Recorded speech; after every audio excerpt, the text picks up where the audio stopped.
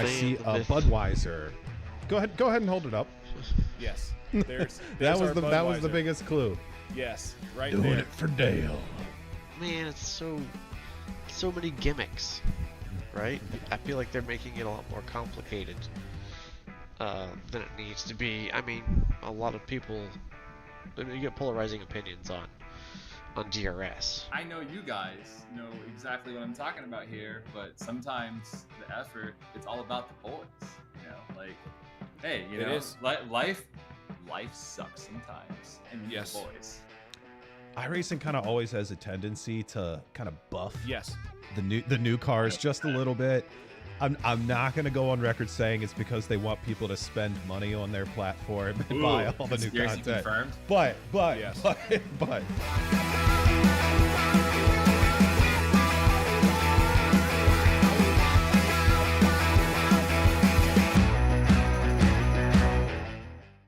We are live for the first time on slow motion broadcasting with the FF Weekend Warriors. We're at Sebring this weekend.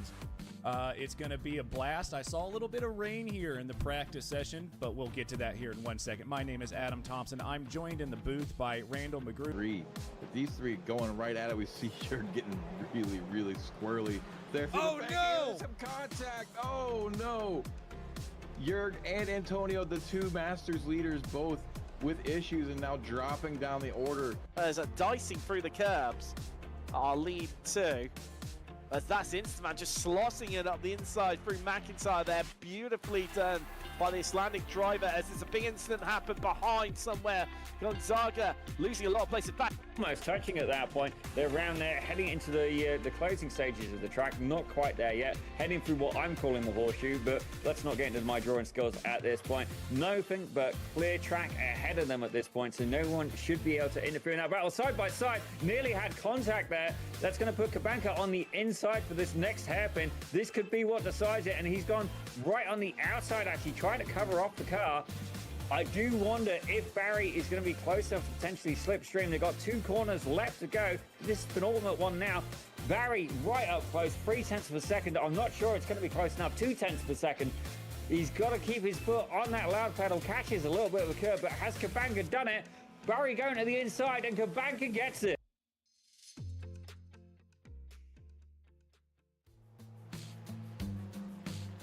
Well, hello and good afternoon, everybody. Welcome back to Slow Motion Broadcasting, and welcome to Season 4 of 2024 for the Formula Ford Weekend Warriors. We've got a fantastic season ahead for all of you, a great schedule, and some great racing action you come to expect here on SMB. My name is Ron Maunz, and joining me today as both our producer and my co-commentator is Time Magazine's Person of the Year in 2006, Adam Thompson. Today we kick off this season at one of the newer tracks on iRacing, Navarra. This track only opened in 2010 in real life, was added into iRacing just 1 season ago, and thanks to a recent change of ownership has already been reconfigured, rendering this scan out of date the moment it hit the sim. Adam, I'm not sure about you and the experience you've had around this track so far while it's been in iRacing, but I could best compare the driving experience from my point of view, driving around this track to drinking scalding hot coffee with a faithful lidocaine. I'm not too big of a fan of this track in all brutal honesty, but passing things off to you, I want to know your thoughts about this oddity from Spain. Well, I will give you my thoughts about this oddity from Spain because I ran it yesterday, and the guy that we're on board with right now watched me get 9x in about 3 laps in an official race around here, so it was great. Jason Green going down the front straight. By the way, guys, no track map today because the track map for this track is broken, just like this track itself is broken, but turn 1 is going to be extremely difficult. You got to keep it out wide going through turn 1 to cut turn 2, and then turn 3, another massive hairpin here. Get ready. We're going to see a lot of overtaking opportunities. That is also a place that you can lose the rear end of the car quickly. Jason Green now coming through turn 4 and now into turn 5. This log sweeper looks like you can take it full speed, but you cannot. It is very, yes, we're on the Time Magazine 2006 Person of the Year. I got that reference. I was giggling. I almost spit out my water. But anyways, back to the track guide here. Going now into turn 8. Hard right-hander. Again, this is not as hard as you would think it could be. You can carry a bit more speed through there, believe it or not. Jason Green doing okay on this lap. I don't think anybody is upping their times right now, except Joshua Wilkie, actually. Joshua does go a little bit quicker. Another hard right-hander here, and this is going to get where it gets really weird. We got a left-hander coming up. You got to be careful of this curb on the left-hand side. You have to slow down a lot more than you think you need to. He gets it done. He stays inbounds just barely, and then another left turn, turn 12. Now coming up into turn 13. This is going to be one of the final few corners that can get a little bit tough. You got it way late turn in there. Do not turn in too early. A lot of drivers, including me, did that. Watch that pit entry on the right. That is a point of talk today as well. It gets a little bit weird. Now for the final corner, uphill, get right. You want to use as much of the track as you can. Look at him getting all the way out on that curb, and that is going to be your lap around the track with the one, the only, not really the one, the only. There's about 5 of them on iRacing, but that was Jason Green, the second one. Alrighty, there we go. Thank you very much, Adam. A wild ride around a wild racetrack, primarily used for motorcycles in real life. However, racing with cars, racing with 4 wheels does happen from time to time. And we're seeing that here on SMB. These Formula Ford Weekend Warriors Series races have always been exciting. I've got some experience covering them. Adam, you were part of these broadcasts last season, and last season was really, really intense. Had some newcomers come into the series and just absolutely impressed. Last season's champions in the Spec 1 category is the driver that's currently qualified second at the moment, that being James Berry. I've experienced commentating a lot of the races that he's done. He is a blisteringly quick Brit, and in these Formula Fords, he is a force to be reckoned with.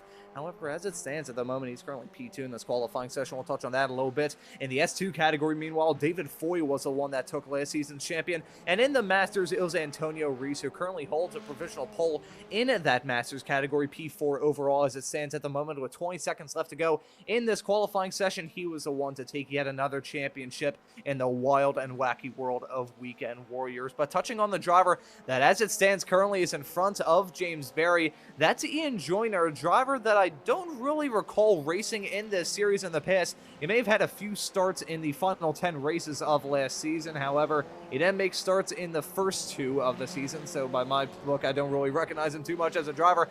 However, as it stands currently, he is impressive. That's a pretty significant gap over James Berry. I say significant, it's only 0.04 of a second between Joyner and Berry at the moment. But with the checkered flag out in the qualifying session, looks like Joyner, who I believe has now rejoined the track, possibly to do a celebratory lap in that number 1 car. Looks like he's going to be the number 1 driver in this qualifying session. Nice stuff from that new driver.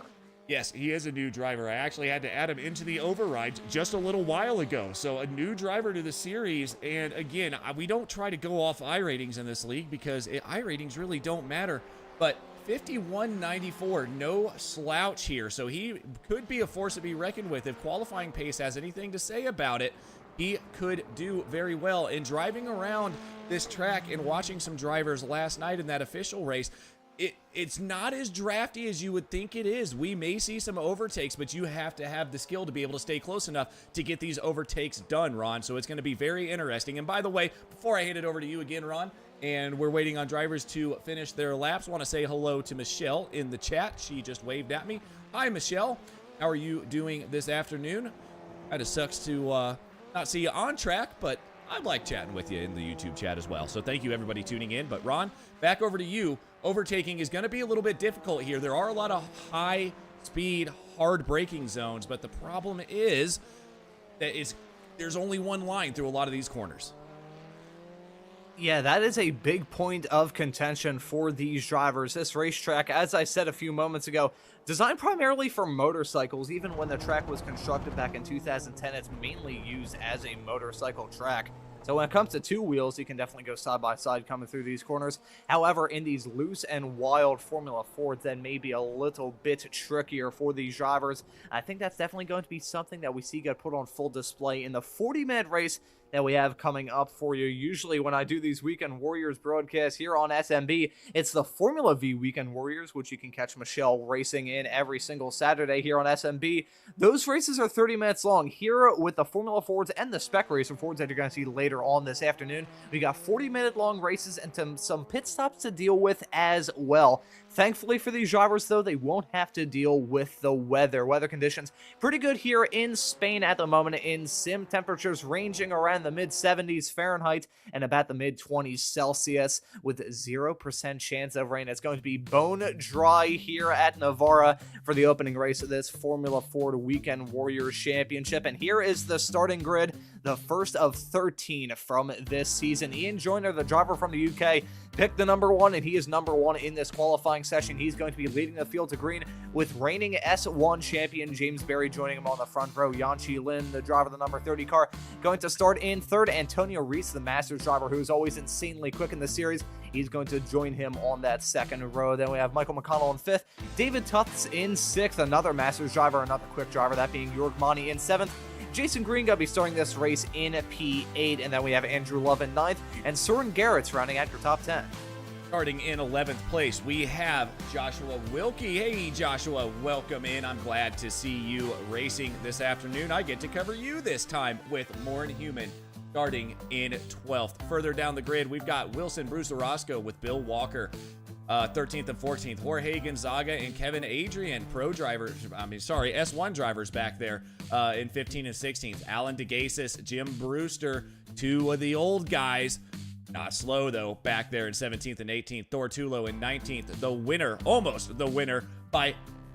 Oh, man. Jason Green got him by 0.004 of a second at the line yesterday in the FVs. I think Thor probably wants to try to win today with Brad Cathcart starting in 20th. Dana Bowes in 21st. 22nd is going to be Carlos Navarro. Joshua Soto in 23rd with Joshua Justice starting in 24th. And we have a massive grid here this afternoon, Ron. Yes, we do. Gary Walbald and Russ Telker are going to be starting right behind Russ Telker. Even though I've been out of this series for about a season, I still butchered his name pronunciation. Russ Telker going to be starting this race in 26th. Paul Jackson going to be starting in 27th. Nick Tulo in 28th. Tim Stano returning to the series after a brief leave of absence, going to be in 29th. Jeff Jacobson in 30th. And John Toms, a Canadian, going to round out the 31 cars they're going to be taking to the first green flag of this season. And speaking of, we've got a fantastic schedule of races to look forward to from this Formula Ford Weekend Warriors season. Tracks like Navarra to kick this season off today. Then in 1 week's time, we're going to be heading to Barber Motorsports Park down there in the proud state of Alabama. Lime Rock right after that, followed by Caldwell Park, the new track to iRacing. That'll be on October the 6th. Hungaro Ring running on the Charlotte Roval on October the 20th. Road America, Brands Hatch, Okayama, Suzuka, Rudskogen, Zandvoort, and Tsukuba to round out the 13 races that we have to look forward to here on SMB. And speaking of the action that we have here on SMB, it's not just the Formula Fords. We got the Spec Racer Fords coming up later on today. And we also have the Formula V Weekend Warriors broadcasted every single Saturday here exclusively on SMB. Gives you more of a reason to hit that subscribe button and the notification bell as well. But Adam, you brought up a good point during the qualifying session, and that is the real tricky nature of trying to pull off an overtake around this track. You got heavy braking zones, however, you don't have many opportunities just to stick it down the inside. So I think at a track like this, those pit stops that we have to contend with later on going to be a huge factor in deciding who's going to win this race. The move has to be done early. If you track, you have side by side with the car very, very early. Trying to get it done, or trying to get side by side as you are going into the corner will not work here. I promise you. So keep an eye out for that. We have 31 drivers on the grid as well. Going to be a great race. We are almost there. Full pace lap around here. I know that Porsche can go faster, that pace car, but I don't know if the Formula Ford guys want it to. But with that being said, they have introduced rain here as well, Ron, so keep an eye out for that as the season progresses. Might be a bit of a maybe a bit of a wrench that gets thrown into things in this league, but I am very glad that Stevie chose not to put rain in the Formula Fords in the first race like he decided to do in week 13, because that was a blast. Not.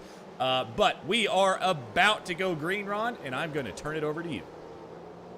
Thank you very much, Adam. I'll tell you what, I've done some rain-soaked Formula Ford Weekend Warriors broadcasts in the past, mainly at Sebring 2 seasons ago. The drivers called it Lake Sebring for a very good reason. It was absolutely flooded that day, but that was a pretty fun race. And if we have some rain to contend with later on this season, that is going to be a blast as well. That pace car has gone down pit lane. The field is now in the hands of Ian Joyner. He's going to go very, very early. The green flag hasn't even come out, but he's already on his way. Some drivers drivers stacking up, heading through the final corner a little bit farther in the back, but it's Ian Joyner in front of James Berry for now. But look at Berry getting a great run, trying to get a move done into turn number 1. The fast right-hander kink. They're still going to be side by side into 2 and 3, trying to scrub off as much speed in those Formula Ford cars. And James Berry two-wheeling it, heading through after hitting that curb on the inside of turn 2. But right now it's Ian Joyner still leading it.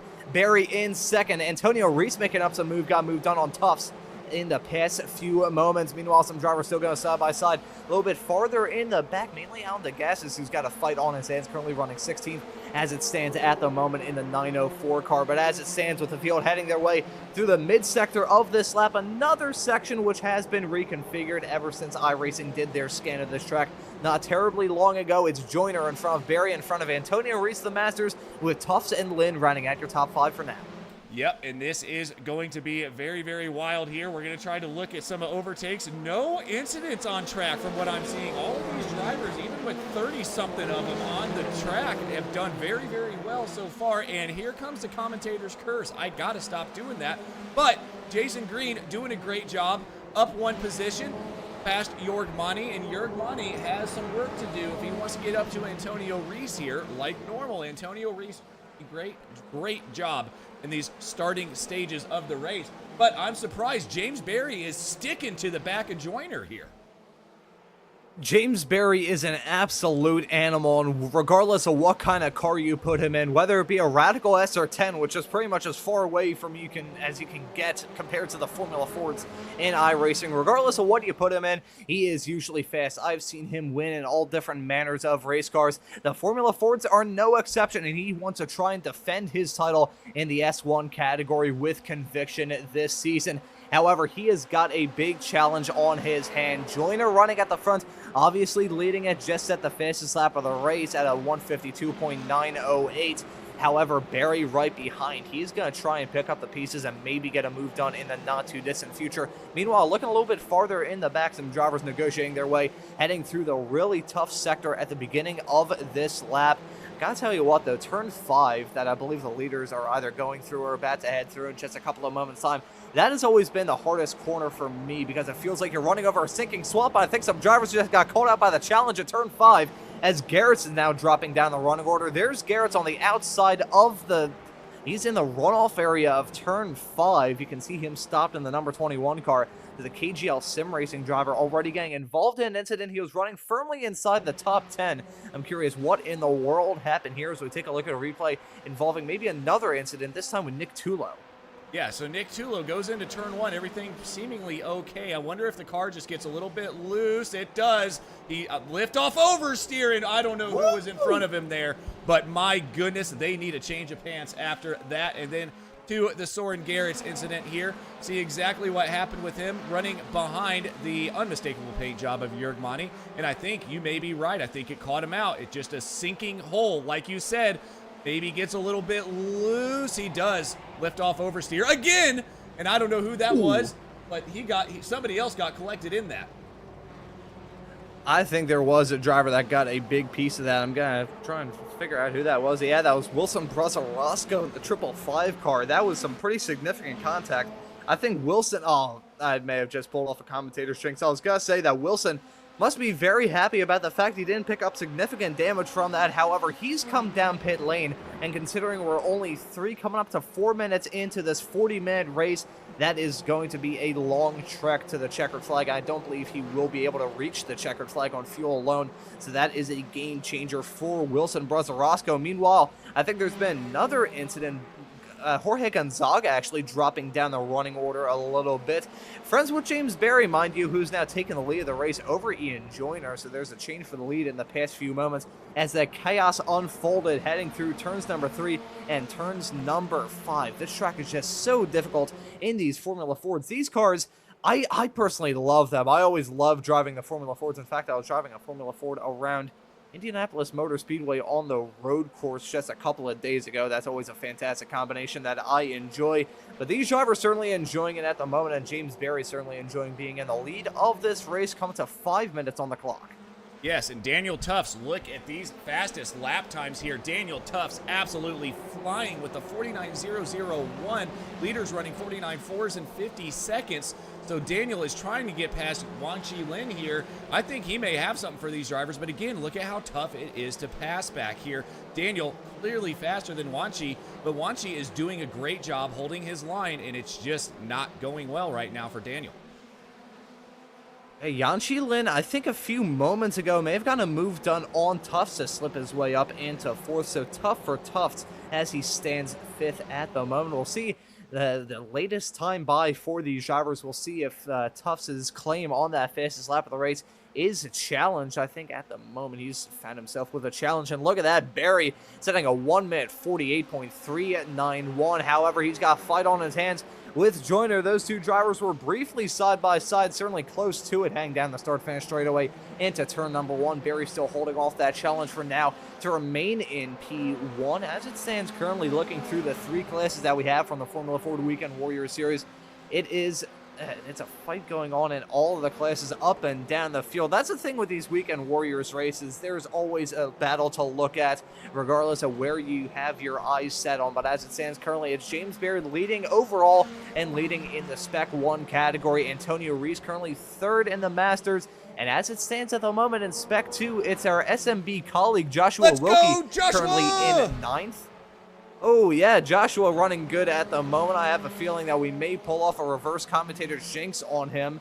I mean, Adam, in the Formula V race the other day, we were talking about you a decent amount and saying, hey, man, he's having a good show. And then you ran out of fuel coming out of the first chicane. So hopefully we don't do that to Josh. Otherwise, I may have a very tense discussion with him when it comes time for the Saturday broadcast of the Formula V Weekend Warriors. Yeah, we can go ahead and not talk about what happened yesterday, please, Ron. That'd be great. It still hurts a little bit, and the fact that you brought it up, just don't do that anymore, please. But hey, Tam, I see you in the chat here. Sorry about that. Yes, Ron, Adam, Michelle, she's shouting us out. Ron, I don't know why she's shouting us out. We're not that great. We're looking at the drivers on track. They're the ones doing all the work. Yeah, I mean, at this point in time, we're just yelling at a bunch of pixels on the screen. So really, at this point, it's the drivers on track.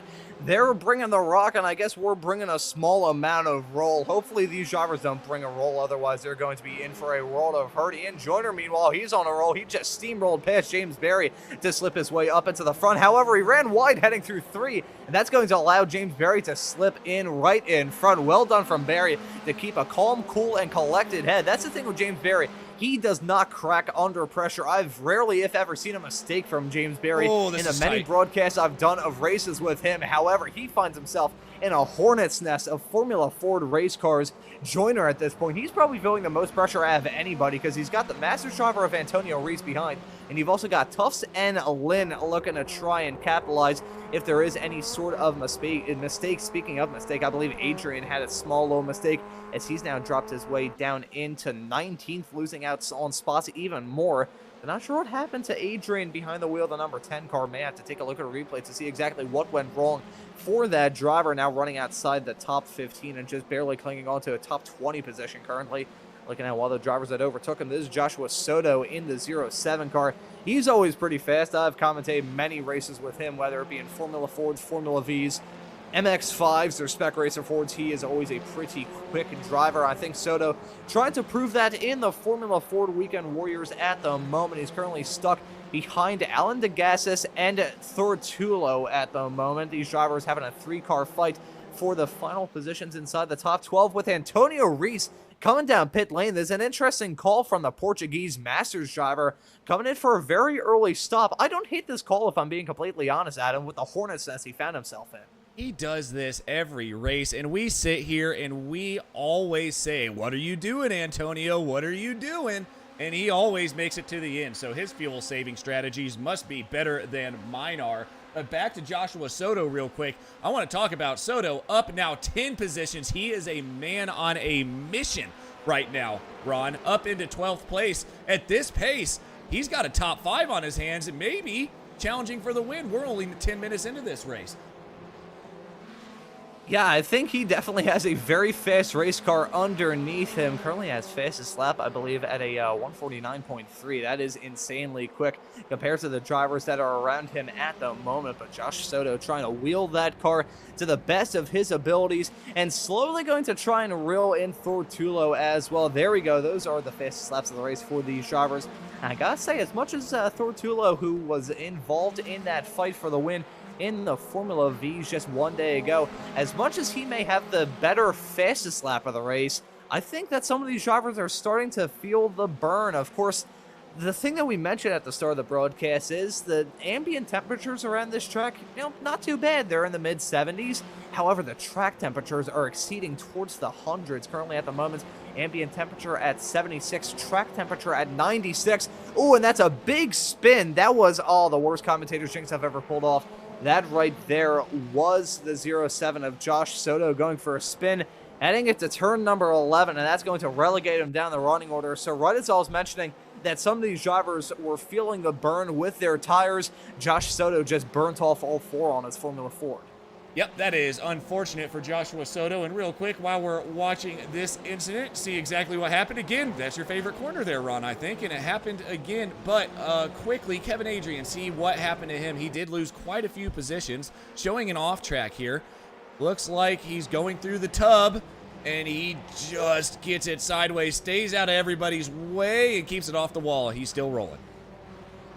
He was running in front of Thor Tulo at the time, and Thor was so close to getting involved in that. I think if Thor got involved in that, he would have been very sore, because that would have been a big collision heading into turn at number 6. But that turn 5, it feels like it's built over a sinking swamp in pretty much every single race car that you go in. I've done a lot of laps in the Super Formula car around this track, and bearing in mind that thing is quite low slung, yeah, that corner is just hell in most open-wheel race cars. So these drivers even feeling that in the Formula Fords. These cars don't have a whole lot of suspension. They're just basically a go-kart on wheels with a little bit more bodywork around them. So feeling the bumps through there, I can imagine these drivers getting quite the arm workout as it stands currently. And as it stands currently, with that pit stop from Antonio Reese not terribly long ago, it's given the lead in the Masters category to Jorg Mani. And I will refrain from talking about Jorg, because the last time I was on these broadcasts consistently, every single time I mentioned him, he seemed to get struck by some sort of falling anvil. So I will refrain from talking about the Swiss driver. Instead, we're going to be talking about the driver right in front of him. That is Michael McConnell, with one of the best photos on these SDK graphics that I think I've ever seen. The Furball Racing driver in the number 62. He's running 6th at the moment, and bearing in mind he has a pretty significant gap between himself and... Actually, it's not even that bad of a gap between himself and Jason Green. The gap between Green and Lynn, meanwhile, is quite expansive at 2.8 seconds. But this is definitely a 3-car fight that we have on our hands between Green, who's involved in the battle for the Formula V's one day ago, and the rest of the drivers involved. Meanwhile, James Barry and Ian Joyner still going side by side. Joyner trying to stick it around the outside. That's a bold move. I don't think it's going to be entirely successful, though. Actually, will it? He's now got the inside line unless he can hold on to it on the outside of 3. Going to have that inside line through the kink of 4, and Joyner's going to get the move done. That was a bold and audacious move from the driver of the number 1 car, but he somehow made it stick. Yeah, unbelievable move there by Ian Joyner, and you have to have a lot of trust in the people you're racing to be able to stick it around the outside through 1, 2, 3, and 4. Unbelievable job. They did a great job racing there. And very quickly, back to Michael McConnell while we were talking about it. I was hanging out in the chat with him yesterday, and we were all trying to figure out what exactly that car is. We thought there was a dog, maybe some cat. He said it's a cheetah or a leopard. We don't know. All we know is Michael McConnell has the best picture and a very cool paint job as well. But I think the best paint job goes to the guy that's trying to get around him right now, but he can't. Jorg Mani's still mired back there in 7th place. With all the leopard print on that car, it makes me feel like I'm in a honeymoon suite in the Poconos back in 1985. But nevertheless, Ian Joyner still leading this race over James Barry. That's an half-pocket quote on one of these broadcasts. Yeah, we're just going to quickly move on from that. Ian Joyner leading over James Barry, and Tufts running now in 3rd. He's not very far off the duo of Barry and Joyner. However, as it stands at the moment, I feel like it's not a 4-car fight, more so a 2 and 2, because Tufts and Lynn, they've been in their own league when it comes to pace, but Joyner and Barry, they have just cranked it up a decent amount. As Love now coming into the pits, the S2 driver pitting. Actually, yes, he is coming down pit lane. I was worried at first that there's a small little graphical error. But no, Andrew Love coming down pit lane in the 544 car. So that slow trickle of drivers coming down pit lane, I feel like it's only a matter of time before that trickle turns into a flood. I think it will, and oh no, who is that just spun? I think that may have been, it was Wanchi Lin spinning from 5th place, now back in 7th. Great profile picture there, by the way, Wanchi. But that is not how you want to get your profile picture shown on stream, that's for sure. Yeah, that was not what he had in mind at all. I've seen Yanchi Lin win some of these Formula Ford Weekend Warriors races in the past. However, with that spin, he's going to have to pull off some heroics to try and snag the victory from this opening race of Season 4 of 2024. Meanwhile, it is a 3-horse race back up at the front. Daniel Tuss, I'm curious pace-wise if he will be able to try and contend. Of course, last time by, James Berry, you can see at a 149.2. That was definitely uncharacteristically out of pace. Really, the both of them were Tuffs last time by at a 148.0 compared to Joyner at a 148.7 and Berry at a 149.2. So I think, as much as I was saying just a few moments ago that it was less of a 4-car fight when Yanchi Lin was still in this pack, that it was less of a 4-car fight, more so a 2 and 2. I think it is really turning into a 4-car fight now because I think Tuss is coming to bat. I believe he won the runoffs just 1 week ago here on SMB. So Daniel Tuff's trying to be a spoiler to the 2 drivers who have been running away with it as it stands so far. Yes, Daniel is doing a great job here, and I think Barry and Joyner have realized that they're battling up there. And while they were able to get a bit of a gap, them battling has brought Tuffs back into this equation, and that is not what those 2 drivers wanted, because now you have to worry about another car, especially if you're in that 2nd place spot. Not a position you want to be in, so expect James to try to be getting around Joyner as quick as possible and trying to get Joyner to fight Daniel Tuff so Barry can go ahead and check out. But the problem is Tuffs starts fighting Barry here, which he's thinking about doing. That's going to allow Joyner just to absolutely say bye-bye. And this fight is starting to heat up. Meanwhile, some more drivers come down pit lane. I believe Soren Garrett is the latest to make his stop. There you can see him in the number 21 car, currently running in 21st. Of course, as I say that, Brad Cathcart overtakes him after he stayed out. But Soren Garrett's now coming down pit lane. I'm curious if these drivers running at the north end of the field are going to come in together, because as it stands currently, we've got two trios running inside the top 6 right now. Joyner, Barry, and Tuffs covered by Barely in the air, and then you have to go back about 5 seconds to the Green, McConnell, and Monty fight. I'm wondering if these drivers are going to try and come in down pit lane in some sort of pack. I certainly wouldn't rule it out, but I also certainly wouldn't rule out them going for some different strategies. Because as we mentioned earlier on, Adam, with the trouble that some of these drivers have found trying to overtake around this tough racetrack that Navarra is, the strategy and the importance of trying to jump drivers on pit lane going to play a heightened role in deciding who's going to finish where. Yes, it will, and we have to be talking about this guy if we're talking about pit stop strategies here. He was the first one by a mile to come into the pits. Now driving around back there by himself, doing okay. Last lap, 148.6. So he does have the pace right now, and he really doesn't seem to be trying to save that much fuel. He's a little bit off the leader's pace, but Green, McConnell, Monty, he's right on their pace. So just keep an eye on Antonio Reese as these drivers start to pit, especially Green, McConnell, and Monty, and see exactly where Antonio Reese comes out. And again, if we're really talking about it, Reese was in this battle in the lead. That was that 4-car battle. He came in. These drivers are battling now, but you can see that their lap times, at least their last lap times, were a little bit quicker than Reese. So keep an eye on this, because this could get pretty interesting going through pit lane. Yeah, that is a big thing that we need to keep our eyes on. Antonio Reese is just lurking in the background, waiting for his chance to pounce, and I feel like if those drivers have a small little bit of contact, that will be his time. Meanwhile, Jim Brewster looked like he was going to try and pounce on Adrian.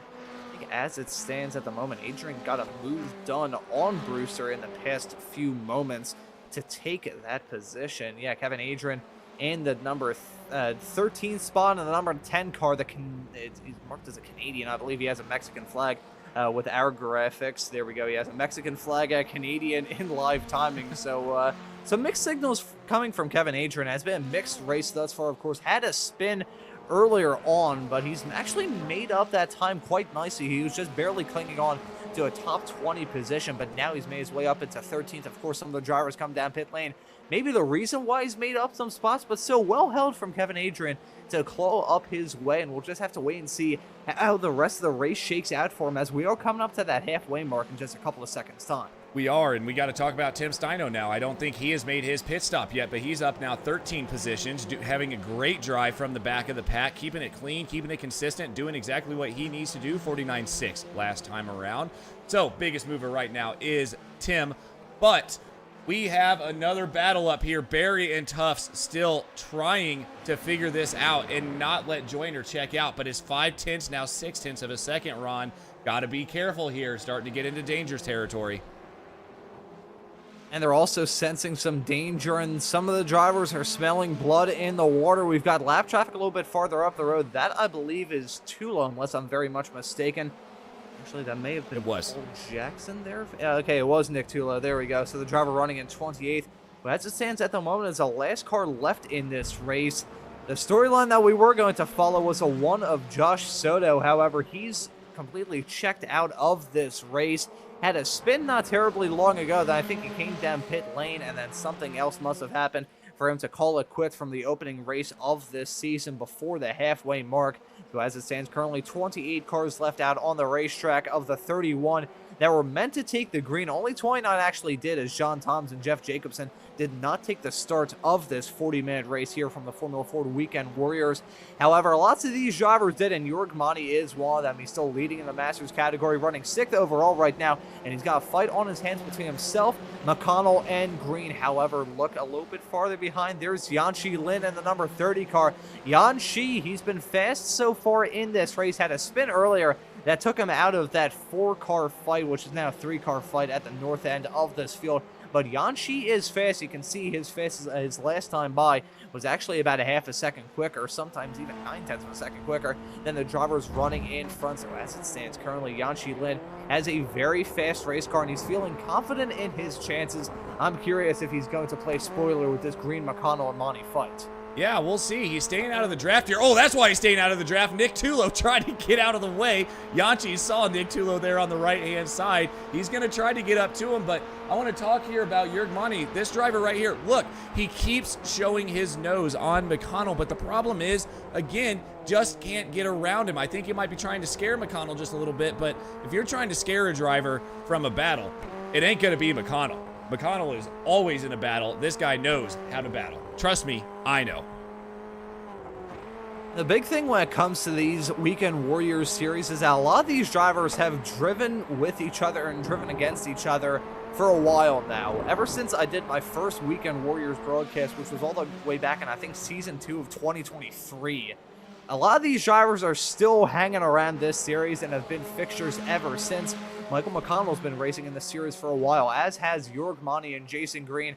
Lots of these drivers are fixtures of this series, so it's really tough to try and shock them. But at this point in time, you can see Mani trying to catch McConnell by surprise. And look at Yanxi Lin trying to go for the 2-for-1 deal, getting that move done on McConnell to slip his way up into 6th. He's going to be stuck on the outside line heading into turn number 11. However, he gets the move done after McConnell backs out of it. So McConnell having a torrid time of things heading through turn number 9, 10, and 11. Losing out on 2 spots in the span of a couple of seconds. However, that certainly helped out Jason Green as he's now extended that gap. Meanwhile, looking a little bit farther in the back of shot, there's our buddy Joshua Wilkie in the 223 car. He's leading in S2 at the moment, but knowing my luck, I probably just jinxed him.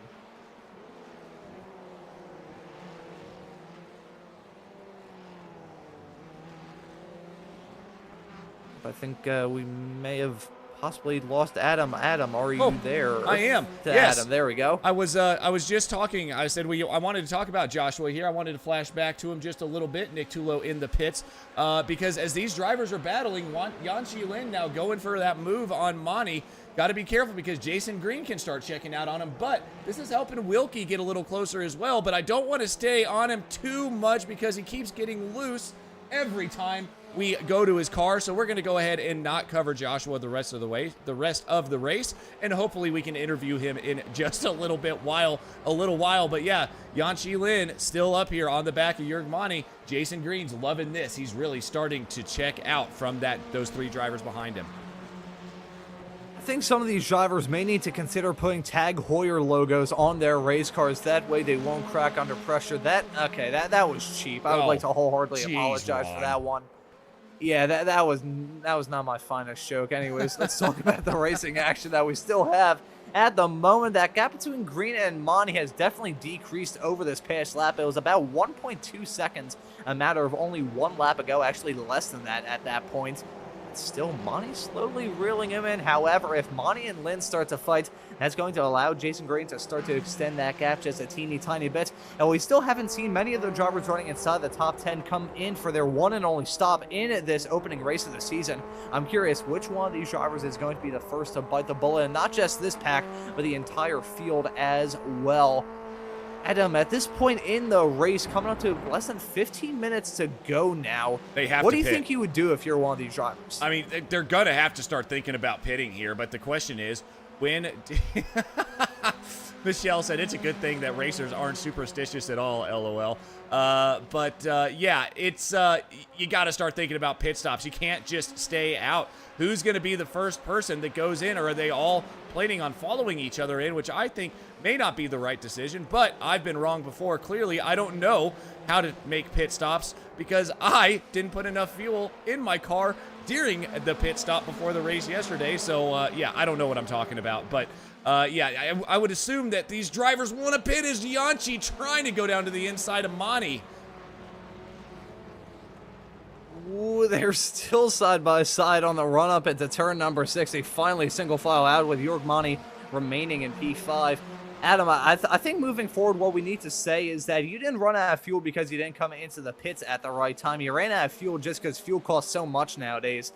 That's your excuse, and you better stick to it. Anyways, talking about this fight that's still continuing between all these drivers. Jörg Monty trying to hold off Yanchi Lin. However, I feel like it's a losing effort. Yanchi is definitely chomping at the bit to try and reclaim the spot that he found himself in not terribly long ago. Now running in P5. However, that gap between themselves and Jason Green still maintaining about the same, about a half a second. However, it's just enough for Yanchi to be in the draft. I'm curious if Yanchi is going to try and get a move done on Green in the not-too-distant future to slip his way back up into 4th. But as it stands currently, it's still Ian Joyner leading it over Barry. And look at that call from Jason Green to come down pit lane.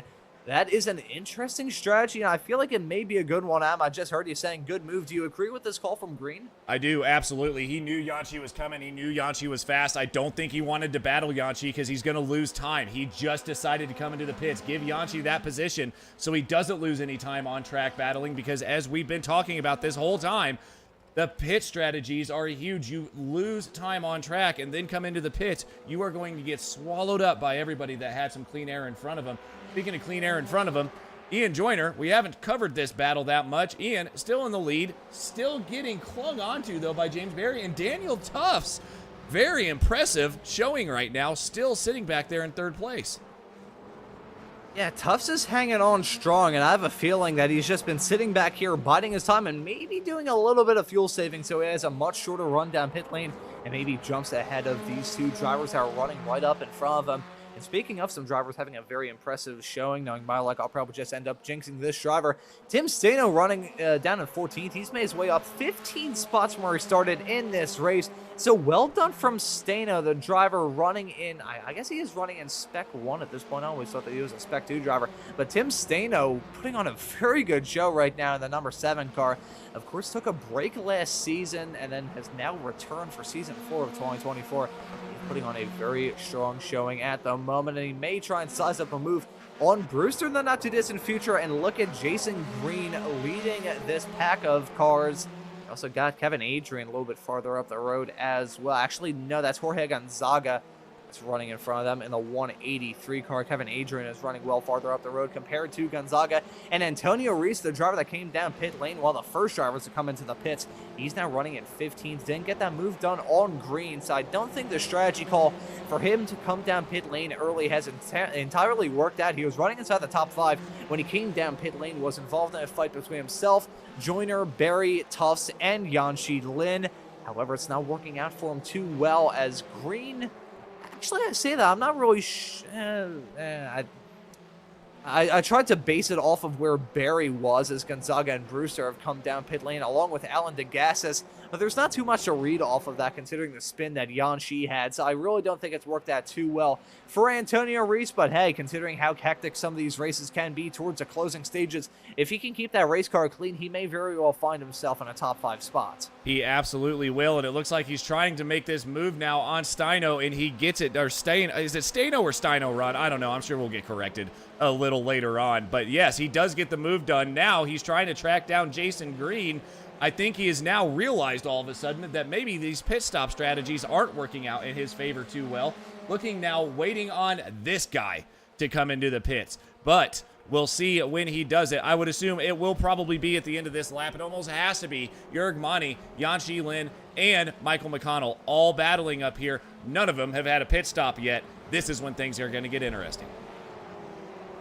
I'm curious what kind of fuel-saving strategies some of these drivers have done. I will say Jurg Mani, never a fan of fuel-saving strats, so pretty much if he's coming in, the rest of the field will probably follow in suit. So right now, Jurg Mani running in 5th. We'll see if he comes down pit lane. Daniel Tufts has come down pit lane. Meanwhile, he was running in 3rd, briefly takes the lead considering the shortcut of the pit entry. But Daniel Tufts in the number 34 car has now come down pit lane. That's going to leave Joyner and Barry all by their lonesome, and Jurg Mani and Michael McConnell have come down pit lane as well. That's going to leave Yanshi Lin out there on the racetrack to inherit P3 with all these drivers making their lonely run down through the very long pit lane that we have here at Navarra. But nevertheless, we're going to see how this man, Antonio Reese, shakes out compared to the rest of them. Josh Wilkie still leading in the Spec 2 category. He's going to inherit 4th as a result of all this, with Tufts now exiting. Curious, this is still not going to work out too well for Antonio Reese, I don't think. There you can see Daniel Tufts exiting. You got Mani and McConnell in the fast lane as well. About to exit the pits in just a couple of moments' time. I don't believe this will work out terribly fantastically for Antonio Reese. However, he still may be able to retake the lead in the Masters category. There's Reese sweeping by. Mani is going to be just barely in front. However, Jurg Mani, he's coming out of the pits, and bearing in mind these drivers don't swap tires in these pit stops. They do spend a lot of time slowed down in the pits, so it does cool those tires off a teeny tiny bit. So I think this is the fight to decide the victory in the Masters category between Reese and Mani. This is going to be a good show with some of the top drivers in this series and drivers that are very well venerated in these weekend warriors. I don't know what is going on between Ian Joyner and James Barry here. I don't know if they have just a little bit of a bigger fuel tank. The fact that they're still saving as much fuel as this. Oh, and they both decide to go in together. That was a late move by Joyner, I think. He saw Barry peel in. He wanted to do it too, but are they getting into each other on pit lane? Oh boy, you could tell that was action-packed just based off the fact that it sounded like a tornado siren for a few moments there. Joyner and Barry, oh so close to coming to blows on pit entry. That's the thing with this track that we haven't really mentioned thus far. The pit entry is pretty treacherous because you're going uphill, and it feels like that corner to come down into the pits is entirely blind. But here we go. This is the money stop with less than 8 minutes left to go in this 40-minute Weekend Warriors race to kick off this Formula Ford season. It's going to be a fight between Joyner and Barry. And Barry gets a much quicker time down pit lane compared to Joyner, and he's going to leapfrog in front of the driver of the number 1 car to the driver of the 100 car, feeling 100% sure of his chances right now. That gap between those two now extending to about 1.8 seconds. We'll see how things shake out with this outlap between the two of them, but Joyner spending a little bit more time down pit lane than he certainly had in mind, and nearly going off the track, hanging through turn number 2 for his first turn out. Meanwhile, Tim Staino in the 7, he's in the box at the moment. The driver who's still made up 19 spots ever since he started this race. Insane stuff from the driver of the 7 car. I don't know what it is, because we had Josh Soto earlier in the 07. He made his way up through the field, carved through it like a hot knife through butter. Now the driver of the 7 car, Staino, has also made up a whole lot of spots, now up 16, with Morn Human, the South African, getting by him. That he may lose out on a couple of more positions here with a run from Kevin Adrian. That will be one more for Staino to try and catch up and overtake between now and the end of this race, which is coming up in just a few moments' time. Only 6 minutes left on the clock. Tim Staino is still doing a great job, Ron. I thought he was going to lose more positions in the pits than that. Massive, massive shout out, Tim. You are doing a great job, having a great drive. Let's talk about this real quick. We noticed while we were going through the field, watching other battles, I kept my eye up here on the leaderboard. James Barry never tried to overtake Joyner again after Tufts came into the pits. I think James was sitting behind him, fuel saving, so he did not have to put as much fuel to get his car to the end. So I think this may have just won James Berry the race by sitting behind Joyner for those 4 or 5 laps that he did so.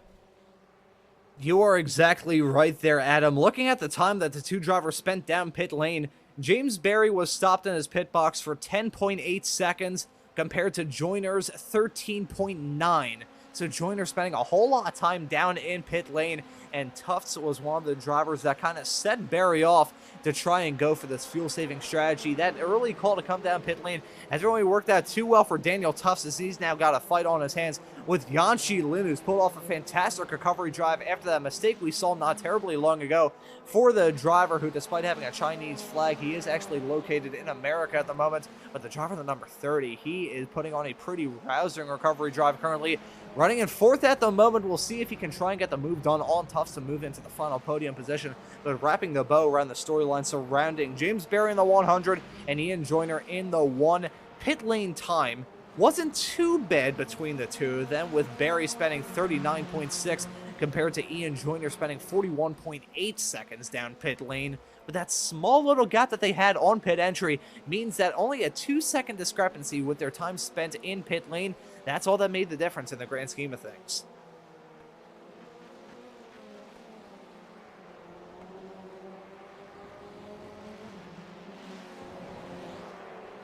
Oop, Adam, you want to check your microphone? I am muted possibly again. But yes, I did say that there was about a 2-second discrepancy there in the pit lane, and that is exactly what that interval is now at the front, with about 2.4 now between Berry and Joyner. But look out, Jason Green. Jason Green has been caught by these Masters drivers, and they are battling for the win in class as well, but they want to get around Jason for that extra point. Monty does not want to be waiting around here because he knows Antonio Reese will try to make the move if he has any sniff of a move. I think these drivers are bending the sheet pan floor. That's not the word I'm looking for. Bending the floor pans. There we go. Second tries the charm. But these drivers are bending their floor pans, trying to get as much performance out of their Formula 4s as they possibly can. He's getting defensive. Monty is definitely one bending that floor pan at this point. If he's bending a sheet pan, I feel like his cooking experiments may be going wrong in the kitchen. But in the sim rig room at the moment, he is feeling the pressure. He's feeling the burn. He's definitely feeling the heat from the kitchen for sure. As Reese at the moment is only a half a second behind. He's also got Green a little bit farther up the road. And look at Michael McConnell in the back of shot. He may be a spoiler in that Masters fight. So if those two drivers start to battle a little bit too hard, things may not work out too well for them. Meanwhile, in the S2 category, it's Joshua Wilkie trying to hit the ground running from this season and take his first victory of this season. He's already come down pit lane, about 12.78 seconds down in the pit stall, so not a whole lot of time. However, a little bit slower than our leader of the race, James Berry. However, he is still holding on to the Spec 2 lead with less than 4 minutes left to go from this opening race of the season. Actually, less than 3 minutes ago. There you go. My public school math skills not really doing me any favors there. But Monty's still leading into the Masters category. Antonio Reese right behind. I think Antonio Reese definitely has some gumption to try and get the move done, because that strategy call he tried earlier on didn't really work out too well. I think he's going to try and redeem himself with a move in the dying stage of this race. Paul Jackson may throw a wrench into this unless Paul can find a way to get out of the way, because he's going to be slow going through these last complex of corners. That is not exactly where you want to catch a lap car. Jason Green going to try to find his way around. He goes a little bit wide there, trying to get a good exit. Look out, Paul Jackson. Oh, my goodness. That was a near disaster for Jason Green. I feel like if Jason Green ramped over top of Paul Jackson, that would have been a huge collision coming out of the 15th corner around this racetrack.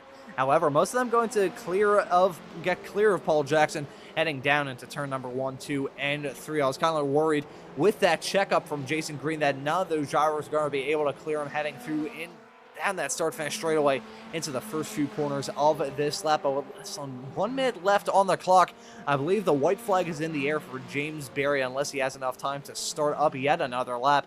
Looks like he's going to be on track for a victory to kick this season off in convincing fashion for the reigning Spec 1 champion. Ian Joyner certainly gave him a whole lot of challenge. I think if Ian Joyner joins us throughout the rest of this season. That's a driver that we definitely need to keep our eyes on. The driver of the number 1 car wants to keep that number 1 spot out there on the racetrack, trying to defend his number and defend his name in this series. But I gotta say, if this is his series debut, what a way to start off your career with the Formula Ford Weekend Warriors on SMB.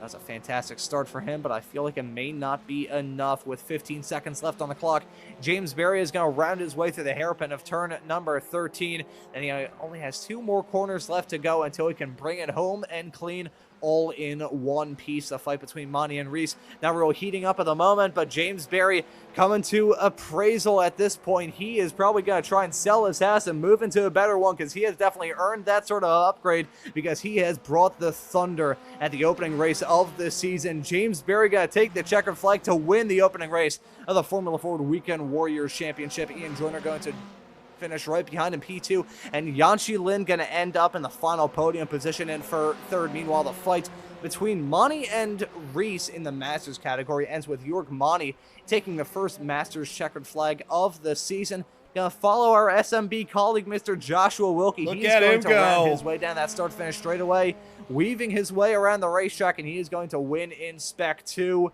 Going our luck, though, we've talked about him a lot throughout this broadcast, and he is going to be struck by a meteor in a couple of moments' time. No, I think, well, I mean, he already took the checkered flag, so I guess it doesn't really matter what happens after that checkered flag falls.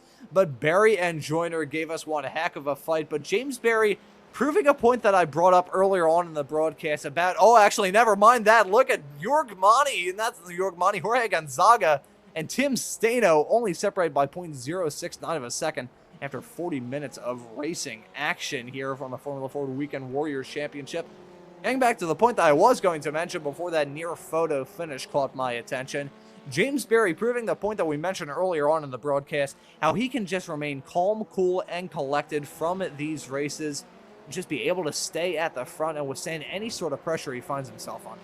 Yeah, unbelievable job by James Berry. Pit stops were perfect. He was thinking about winning this race probably from the get-go. He knew what he was doing. He knew he was going to save fuel. That is not something you all of a sudden decide to do halfway through the race. James Berry did a great job when it came to getting the pit strategy right this afternoon. But again, massive shout out to the battle that Monty and Reese put on for us. And let's talk about the wrong pit strategy. I think Reese might be kicking himself for coming in so early there, getting mired in some traffic.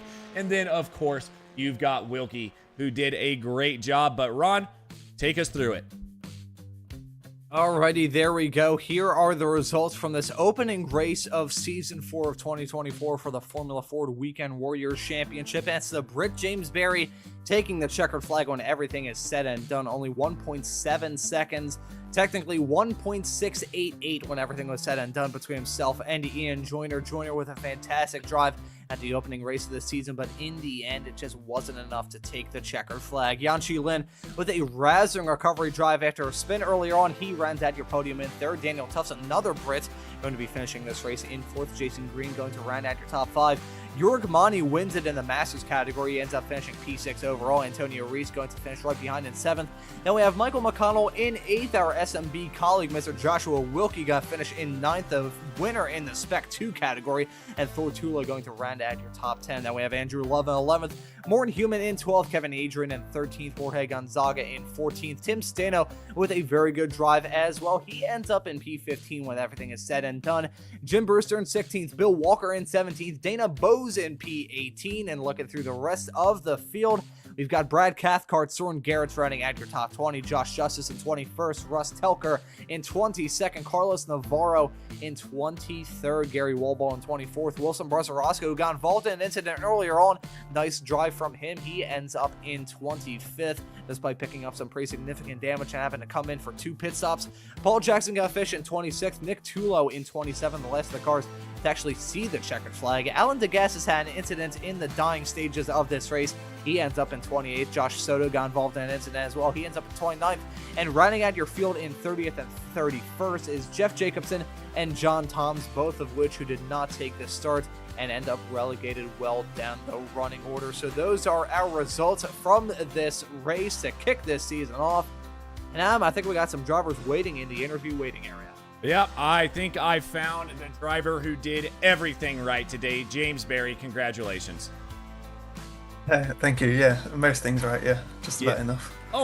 Well, I mean, we just watched actually your lap 1. Did you get a little bit worried there? You caught the curb going into turn 3, and it looked like you were about to try to cartwheel that thing over. You had a battle with Antonio Reese at the beginning. It was not smooth sailing. Obviously, Daniel Tufts getting up to the back of you guys, maybe trying to foil your strategy. Was your strategy just to fuel save a little bit behind Ian Joyner so you could get him in the pit stops? It was, in the end. At the start, I wanted to be leading the race and get bonus points for leading most in class, but he had good pace, probably slightly better than me, so I thought I'll stay behind him and fuel save. And in the end, you saw that really paid off because I put a tiny amount of fuel, probably less than anyone else. And that was the difference in the end. He was catching me at the end, but obviously the gap that I got was too much, so that's how I won the race. With turn 3, really, really tricky turn 1 to 3 as well, as you mentioned. Yeah, probably a bit of Code Brown moment there for you, but yeah, I mean, the fuel strategy, you spent about 2 seconds less, a little more than 2 seconds less in the pit lane, and you were 1.5 seconds quicker than Ian Joyner in the pit box. So congratulations, you got it right. Next weekend, you think you can do it all over again? What's the track? Oh, that's a great question. The track for next weekend will be Barber. Virginia International Raceway. Wait, Wait, I heard it's gotta be Barber. Oh, that is Barber. It's It's Barber. Barber. I don't know what he's doing. Sorry, my the new owner here clearly doesn't know how to do upcoming broadcasts. So yeah, you're gonna be a Barber. Yes, I've done Barber once before, just in the Radicals, and I really loved it in the Radicals. So hopefully in this car, if it's anything like in them, it's gonna be super fun, and I'm gonna be challenging for the win again. So yeah, let's see. Awesome. Congratulations, James, on your P1 and P1 in S1. That is a lot of ones altogether. Anybody you want to thank or shout out before we let you go, James? Yeah, I'll shout out Ron here. I know him from the Radicals from Apex TV, and it's really cool to see him over here now with us. So shout out to you, Ron. Thank you very much. All right. A man of few words. Thank you, James, so much for your interview, and we hope to be talking to you again soon. Yeah, see you. Thanks, guys. Bye. That was James Berry, winner of the overall and winner in Spec 1. Who you got, Ron? I think we may have found a Mr. Jörg Monty for you. Yes, we have. Jörg Monty is now joining us in the commentary booth. Welcome to the booth, Jörg, and congratulations on the opening victory from the opening race of this season, the Masters category. Looked like a hard fight from your end there out on the racetrack. Talk us through it. Yeah, it was. It was quite a difficult race for me, actually. I couldn't get to the times I was doing this week. So I don't know what happened. But anyway, it was fun. It was tough till the end. And I hoped for an ending, actually, for a nice ending, not a crash ending. I think I have done that. That's a good start for me. So I'm happy with it. Yeah, I'm sure you gotta be very happy to take the checkered flag, the top of the Masters drivers, and kick this season off. Pretty good schedule of races in front of us, and the next one is going to be at Barber, kind of similar to the racetrack that we just had here at Navarra. Talk us through your expectations about that race and what we saw. I think it's a long time that I've been on that track, but I think I like it. I always like those kind of twisty, difficult tracks, especially in the Ford. And yeah, I'm actually looking forward to it. And I hope it's going to end as well as today. And we also have the SRFs coming up later on this afternoon at Snetterton. That broadcast set to start in about 1 hour's time. Are you going to be with that race? And if you are, what are your thoughts heading into that? I am going into the race as well. I will join that one. And difficult question. I'm usually shit on this track. Sorry for the word. I'm actually really shit on this track. But I tried 2-3 laps this week and no more than that. But I had, I think, a decent lap time. So might be maybe surprising for me how it will go.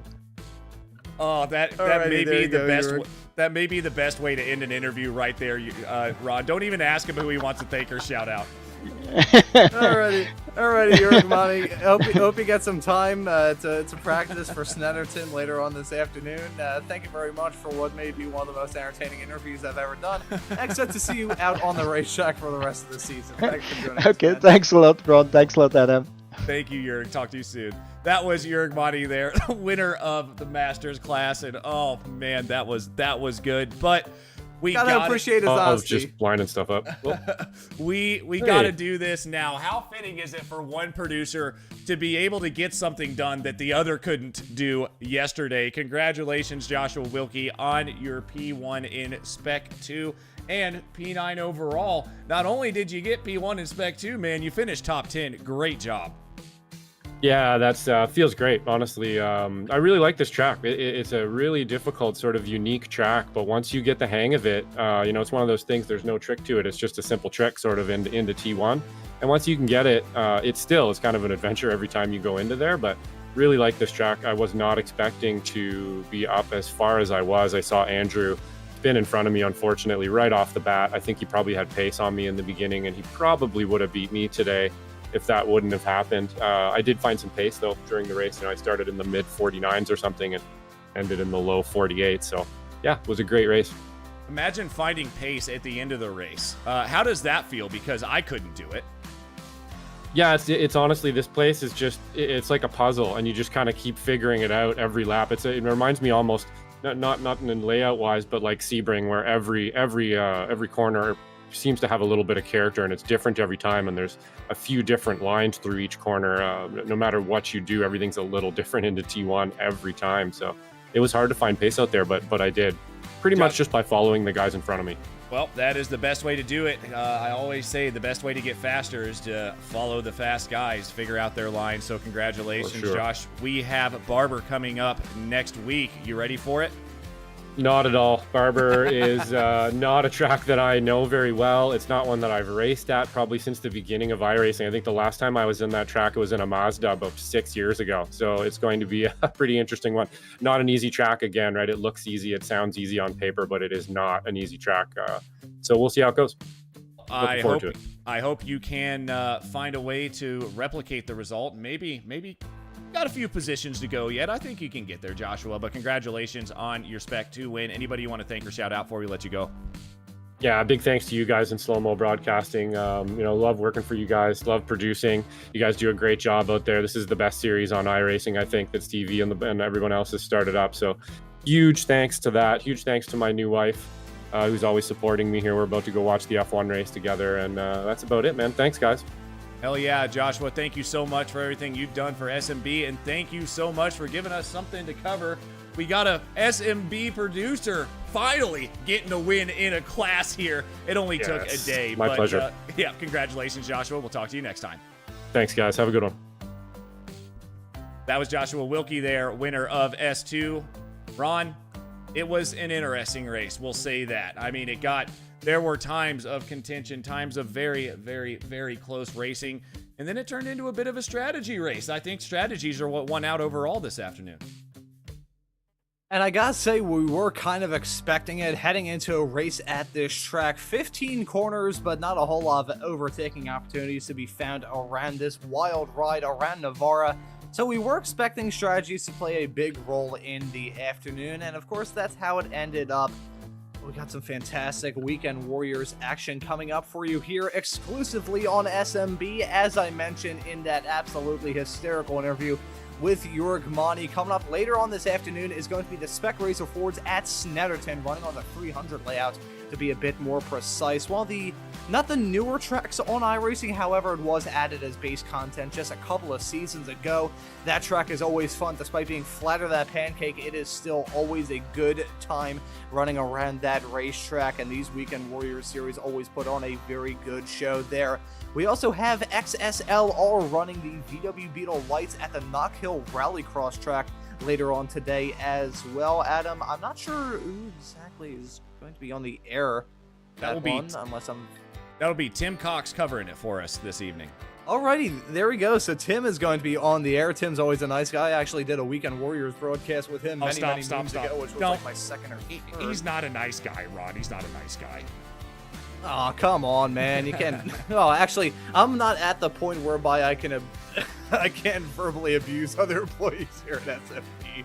Oh boy. Anyways, coming up next weekend is going to be some more Weekend Warriors action. We've got the Formula V's running at VIR on the North layout on Saturday, September the 21st, and then we've got the Formula Ford and Spec Racer Ford Weekend Warriors the day after on the 22nd. Gives you more of a reason to hit that subscribe button and the notification bell so you never miss a thing here on SMB. And speaking of, you better stay tuned for the Spec Racer Fords later on. Those races are always quite fantastic. I'm sure the one at Snetterton is going to be great as well. And you can catch myself and Adam on the air for that one coming up in less than an hour's time. But as for this broadcast to kick this season off from the Formula Ford Weekend Warriors, that will just about do it. So for myself, Ron Maunz, Adam Thompson doing a wonderful job both working on the cameras in the virtual production hauler and joining me in the commentary booth, and also Jorg Monty for supplying one of the most brutally honest and fantastic interviews I've ever been able to conduct in my time doing sim racing broadcasts. I say thank you all so very much for watching. Have a great rest of your 2 o'clock hour, and we hope to see you for the Spec Racer Ford Weekend Warriors later on this afternoon. Take care, everybody.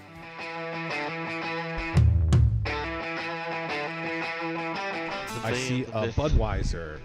Go ahead and hold it up. Yes. There's that was our the Budweiser. biggest clue. Yes, right Doing there. it for Dale. Man, it's so many gimmicks, right? I feel like they're making it a lot more complicated than it needs to be. I mean, a lot of people, you get polarizing opinions on DRS. I know you guys know exactly what I'm talking about here, but sometimes the effort, it's all about the boys.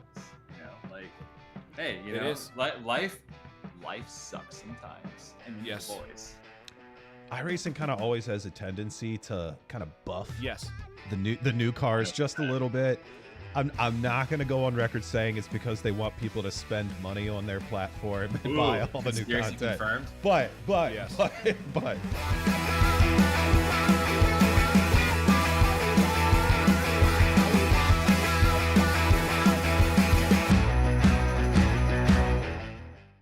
We are live for the first time on Slow Motion Broadcasting with the FF Weekend Warriors. We're at Sebring this weekend.